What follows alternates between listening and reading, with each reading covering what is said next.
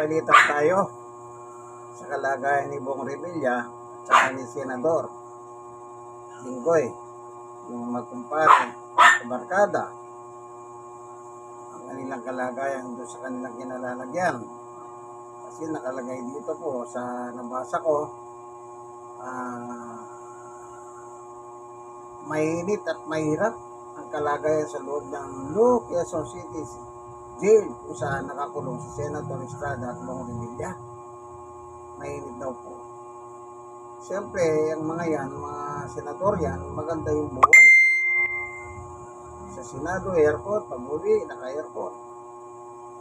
Ngayon, napunta sila sa ganitong kalagayan kasi nga pareho silang kaso. Flood control.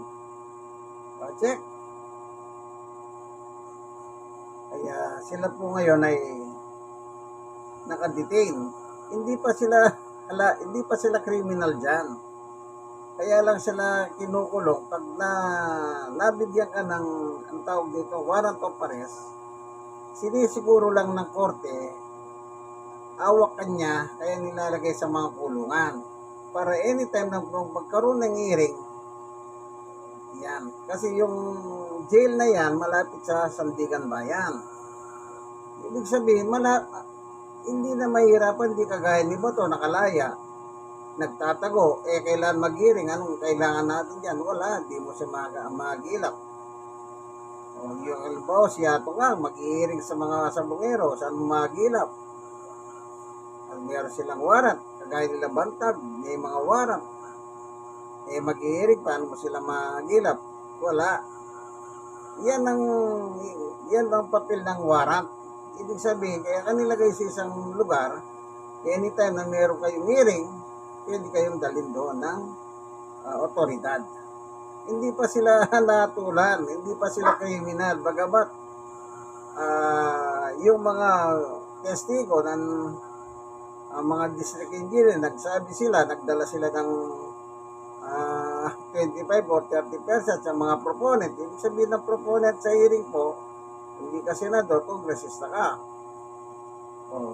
Yun kung ilang milyon yun. Bawa, 1 million is 25%, magkano yung 25%, parang ganun po. Kaya sila nakakulong ng plunder kasi nga, merong mga testigos. Pero hihiringin pa yan. Diyan ngayon magbakbakan, ebidensya kontra ebidensya. Hindi naman sila criminal pa. Hindi kagaya ni Bato, at large na siya, criminal na siya, international criminal si Bato. Itong tuta ni Aw ni Digonyo na ngayon nakakulong, buti. Yung kanyang abogado, nilayasan na siya ni Nicolas Capmat, pero naging bilyonaryo sa loob lamang ng isang taon kasi 150 million kada buwan ng hearing niya, no? Pero wala siyang nagawa. Hindi niya napalabas, hindi niya napauwi si Digong. Kaya nagbago na ang kanyang abogado. Ngayon, panibagong payayamanin naman niya yan. Maraming pera si Digong. Inamin naman ni Digong nung araw sa kanyang video. Marami siyang ninakaw. Hindi lang maraming ninakaw. Talagang magnanakaw siya. Tinuturo ng mga testigos. Yan. Hindi lang magnanakaw. Inamin niya rin, pumatay siya ng tao. At sinabi rin ng mga dati niyang DDS na talagang siyang mastermind sa pagpatay. At ang tagatupad ng pagpatay, walang iba kundi si Bato na criminal at large, international criminal at large. Tungkol siya. Sige, pakinggan natin itong anak ni Siagimat Partilis, anak ni Bong Revilla. Mainit at mahirap daw ang sitwasyon sa loob ng New Quezon City Jail kung saan nakadetain si Senador Jinggoy Estrada. Kwento po yan ni Agimat Party List Representative Brian Revilla nang bisitahin kanina ang kanyang amang si dating Senador Bong Revilla na naroon din sa parehong kulungan. Pero paniguro ng Bureau of Jail Management and Penology o BJMP sa publiko, hindi makakatikim ng VIP treatment ang mga high-profile inmate gaya nila. At nakatutok live si Mark Salazar. Mark. Vicky, sa maghapon, dalawang major events mo, major movement yung nakita namin dito sa gate ng bagong Quezon City Jail. At ang una dyan ay yung nilabas ang convoy ni Senator Jinggoy Estrada para dalhin siya sa Sandigan Bayan at basahan ng saktal doon. At ang pangalawa ay nung ibinalik na siya sa piitan.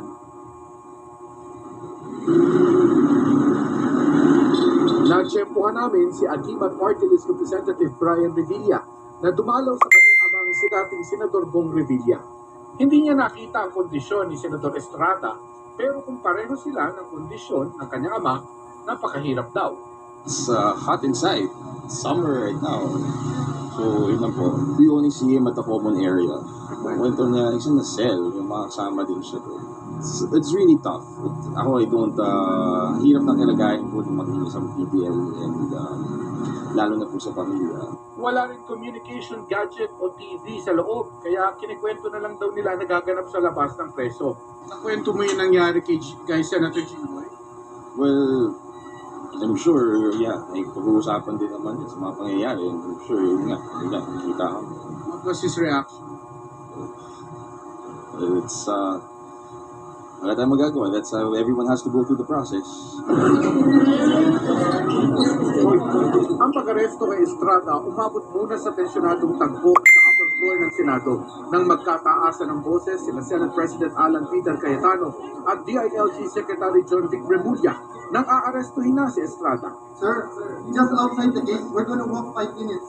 This is the Senate of the Philippines. Never been done. We're just asking you to walk out. But let's walk. Let's walk. Let's walk. You arrest him here. Sir, sir, this is the Senate. This is the Senate. Sir, this is the Senate. Not for me. That's not for me. It's for the Senate. Sa huli, nabasahan din ng Miranda rights si Estrada. Karapatan naman ang limit kung sa walang tibo. Ano man ang yung sabihin ay maaaring gamitin ko doon. Wala man sa isang hukuman. Nangyari yan bago umarap sa media si Estrada sa isang press conference bago siya dinala sa Camp Crame. Hindi ako matitinag sa anumang panggigipit, pananakot, political maneuvering.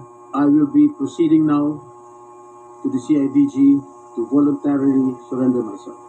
Pero taliwas sa sinabi ni Estrada na sumuko siya, giniit ni DILG Secretary Remulla na inaresto si Estrada. Kaya nga raw bago nagpresto ng senador ay may ibinabala siya rito. We arrested him in the Senate. He was read his rights in the Senate. He acknowledged that having understood his rights before he went to the rostrum, I warned him, sir, anything you say can be used against you. Sabi niya, yes, I understand. Kapuna-punang hindi nakaposa si Estrada nang arestuhin siya. At kumaway pa. Bago siya dinala sa PNP CIDG para sa processing. Kasunod niyan ay dinala na si Estrada sa Sandigan Bayan 5th Division, kung saan kasama niyang pumasok sa courtroom ang asawang si Presi at anak na si Janela. Bago mag-alas 8 ng gabi, nakarating ang convoy sa New Quezon City Jail male dormitory kung saan siya ikinulong. Ang bawat dorm ng bagong renovate na Quezon City Jail may lawak na 48 square meters at may 5 double deck sa loob. Mayroon din itong sariling lababo. May inidoro na may flash at may shower area. May mga ceiling fan pero walang aircon. Malawak rin ang visitation area. Mayroong basketball court, water treatment facility at lugar kung saan pwedeng mag-ehersisyo at magpa-araw ang mga PDL.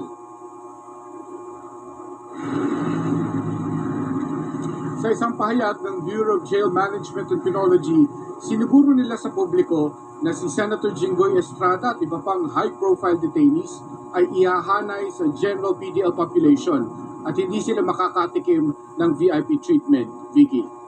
Alright. Maraming salamat sa iyo, Mark Salazar. Okay. Tiniyak. Tiniyak. Tiyak.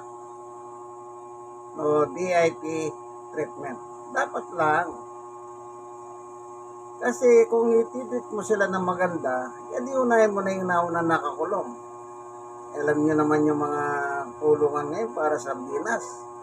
Lalo na kapag mainit ang panahon, tinutubuhan sila ng mga buni, bukol, kung ano-ano na. Kahit saan niya, probinsya man o dito sa syudad. Pag tag-init, subukin niyo pumunta. subukan niyong matulog. Magitulog kayo. Napakahirap. Dito lang po sa, alam kong presinto rito, sa Tondo, sa Uno. Para silang mga tsonggo. Presinto lang yun Ang dami nila. Ang liit ng kulungan. Yung iba naglalagay ng kumot, binibitin, para nakabitin sila. Isipin nyo gaano kahirap. Kasi meron akong binisita dyan, meron akong hinahanap. Kaya ko sila nakita. Kawawa sila.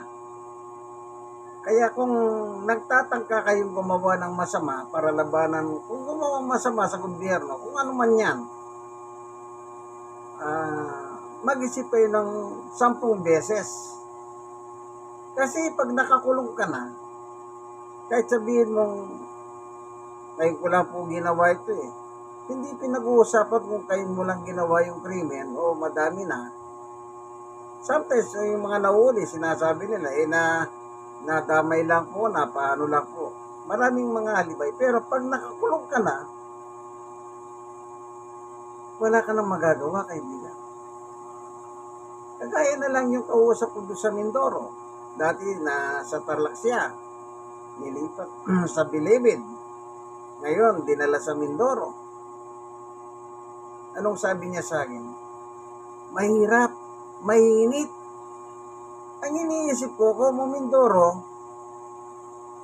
probinsya, ay yung hangin, in and out, makakadama sila ng ginawa kahit papahano, pero ganun din pala. Pinakikita niya sa akin kung saan siya nakalagay. Mainit. Nagre-reklamo din siya. Lalo na kung dito pa sa syudad, dito sa Manila. Talagang, kaya kung gagawa po kayo ng isang bagay na ang magiging outcome may kulungan, mag-isip naman kayo ng 10 beses. Na po, mag-isip kayo. Magdasal kayo sa Diyos, humingi kayong tulong sa Diyos. Kung dumaranas kayo ng kahirapan sa buhay, hingin ninyo ang tulong ng Diyos. Magmakahawa kayo sa Diyos. At handa naman makinig ang Diyos. Si Jeremias 33:3. Sabi ng Diyos, handa akong makinig. Pero kung gagawa ka ng krimen, Isaiah 59:1-2, pag gumagawa ka ng krimen, ang nandoon si Satanas. Wala ang Diyos. Sabi sa Isaiah 59:1-2, sa paggawa mo ng kasalanan, iiwan ka ng Diyos. Ang Diyos po mapagmahal na Diyos. Mahal tayong lahat. John 3:16. Gayon na lang ang pagmamahal ng Diyos sa mga tao. Na binigay ang kanyang bugtong na anak na si Yesu Cristo. Upang sino man sumampalataya sa kanya ay hindi mapahamak sa impyerno, kundi magkaroon ng buhay na walang hanggan sa piling ng Diyos sa langit. Mahal tayo. Sipin mo, mayaman ka, mahirap ka, araw-araw huminga ka, libre. Pag pumunta ka ng ospital, ang hininga dyan, binabayaran mo, di metro. Pag meron kang oxygen, yun ang ibig sabihin. Kaya, mag-isip po kayo.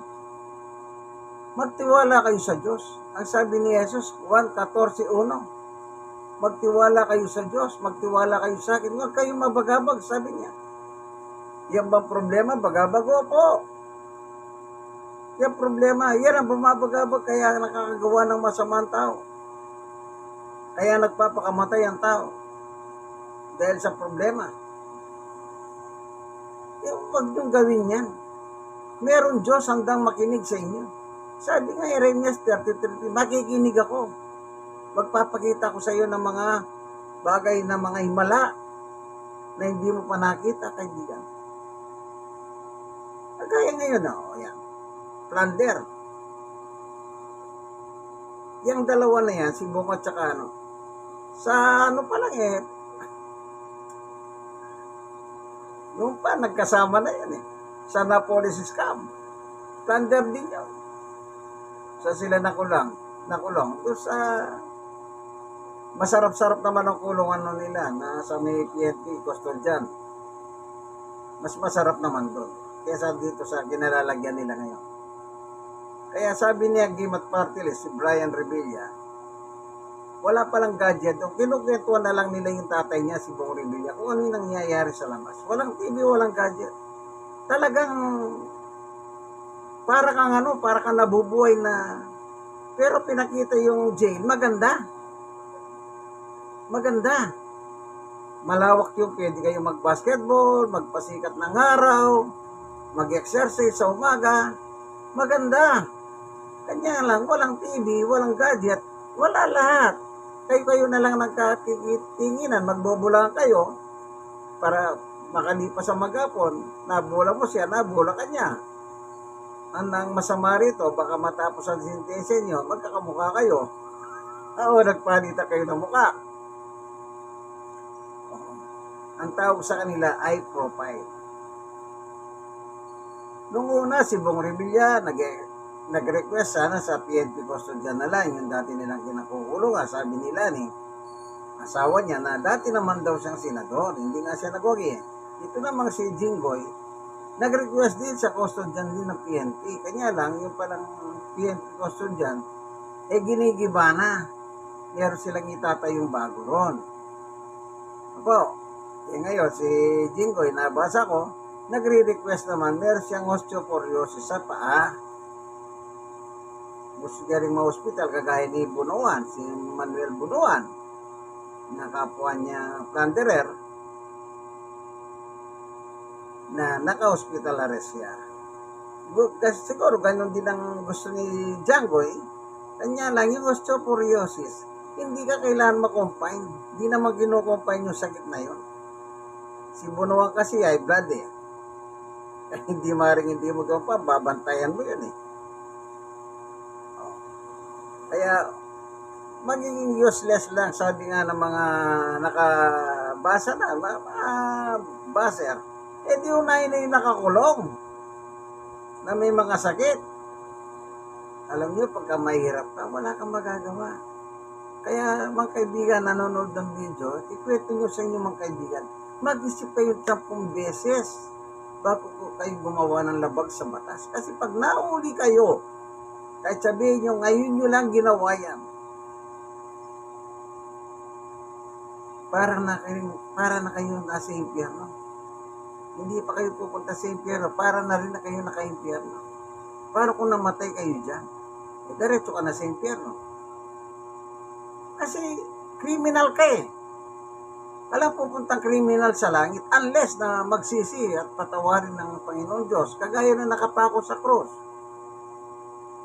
Bago siya mamatay, sabi niya kay Jesus, Panginoong Jesus, alalahanin mo ako pag nandun ka na sa iyong kaharian. Anong sabi ni Jesus? Oo, isasama kita ngayon din. Ngayon din, sabi niya, kay yung araw na yun, namatay kasi sila. Di ba? Yung si Jesus sa gitna, yung dalawang kriminal sa tagiliran, namatay silang pare-pareho. Pero ang kagandahan kay Jesus, nabuhay siyang maguli. At ang pangako doon sa nagsisi, nanampalataya kay Jesus, isasama kita ngayon din. Sigurado, nandun na siya kasama siya, no? Yung isa, hindi naman, kundi inalipos na pa si Jesus, sigurado nasa impyerno na yun. Tandaan niyo po yan, mag-isip kayo ng maraming beses. Mas mahina magdasal na lang kayo, pumasok kayo sa simbahan, kung ano mareliyon ninyo. Magdasal kayo, magpadasal kayo. Nanawa ka, bagan kayo ng Panginoon Diyos. Kung ano may minimiti nyo, huwag kayong mag-alala. Ibibigay naman ng Diyos yan. Kanya lang, magantay lang kayo. Huwag kayong magmadali. Kasi babasahin muna ng Diyos ang puso mo. Yan muna tinitingnan ng Diyos. Kung talagang yung desire mo, totoo, ibibigay naman ng Diyos. Pero ng Diyos eh. God is good all the time. Ito po ang inyong kaibigan kay Jesus, Brother Manny Bautista. Isa po ako senior, 64 na ako, going to 65 ako sa August. Isa po akong stroke patient. 6 na taon at 10 buwan at PWD dahil yung tuhod ko, meron tama, 6 years and 10 months na rin po. Pero sa awat biyaya ng Panginoong Yesus, malakas pa. Amen? God is good. All the time. God bless us all po.